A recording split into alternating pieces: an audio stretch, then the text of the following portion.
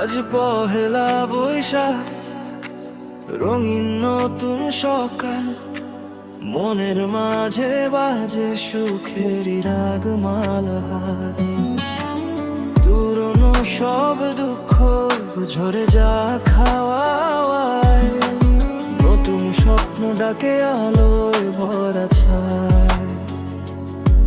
মুছে যাক সব ক্লান্তি, হাসুক আজ প্রাণ। এসো হে বই